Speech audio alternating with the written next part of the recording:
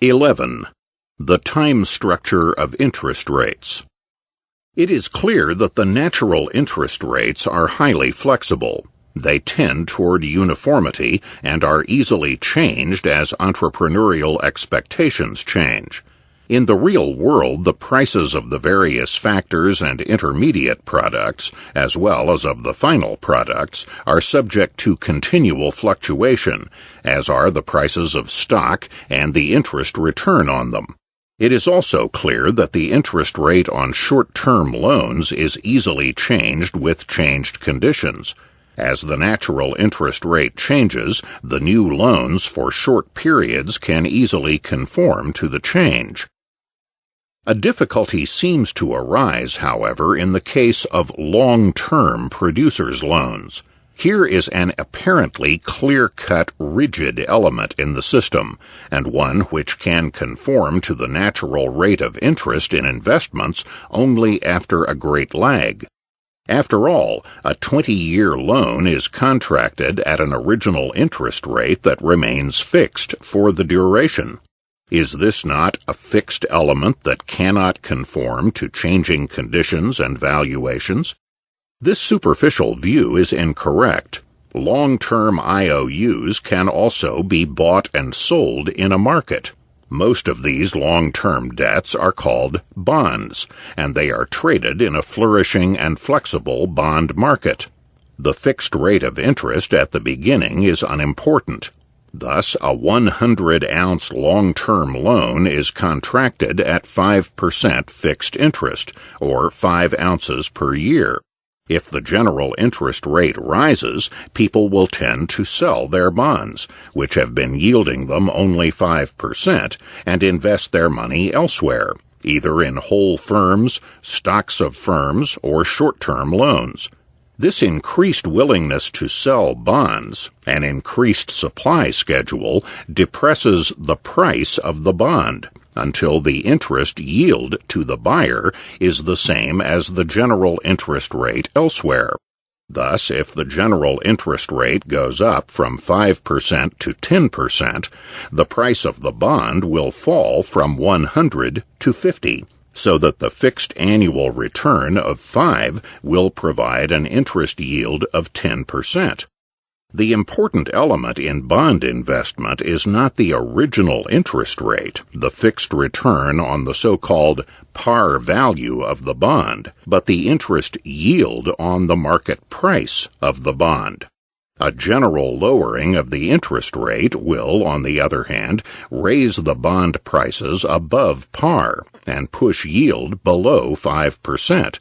As the day of redemption of the bond draws near, the market price of the bond will, of course, rapidly approach the par value until it finally sells at par, since the amount redeemed will be the original par value or principal of the loan.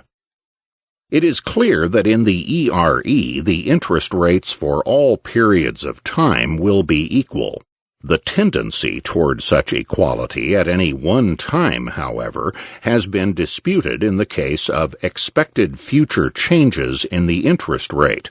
Although surprisingly little attention has been devoted to this subject, the prevailing theory is that on the loan market there will not be a tendency toward equalization if a change in interest rates is expected in the near future.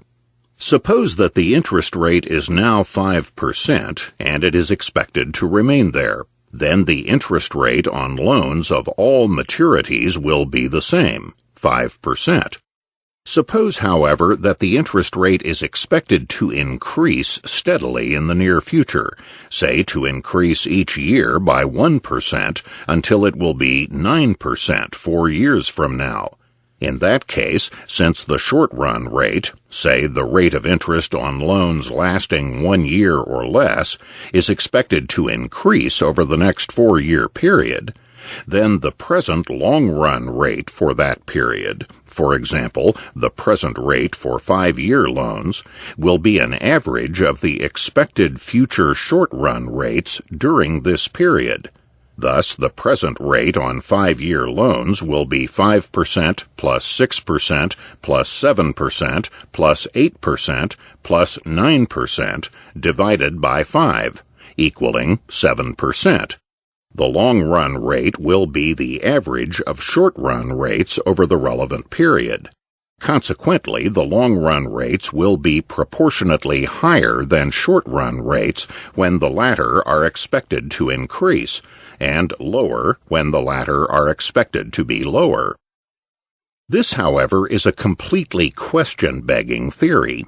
Suppose that a rise in interest rates is expected. Why should this be simply confined to a rise in the short-term rates? Why should not the expectation be equally applicable to long-term rates, so that they rise as well? The theory rests on the quite untenable assumption that it sets out to prove, namely that there is no tendency for short-term and long-term rates to be equal. The assumption that a change in the interest rate will take place only over the short term is completely unproved, and goes against our demonstration that the short-run and long-run rates tend to move together. Further, the theory rests on the implicit assumption that individuals will be content to remain lenders in shorts at 5%, while their fellow investors reap 7% on the long market, simply because they expect that eventually, if they stay in the short market, they will earn an average of 7%.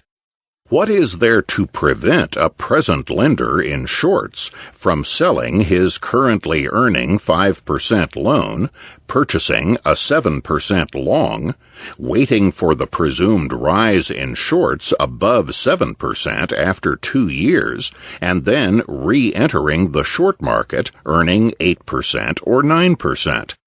If he does this, he will not simply earn 7%, either directly in longs or in an average of 5% to 9% in shorts. He will earn 7% plus 7% plus 7% plus 8% plus 9%, or an annual average of 7.6%.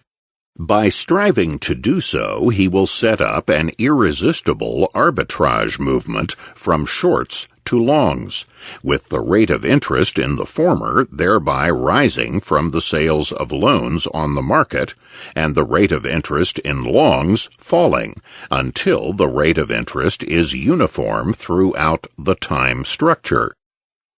The same thing occurs in the case of an expectation of a future fall.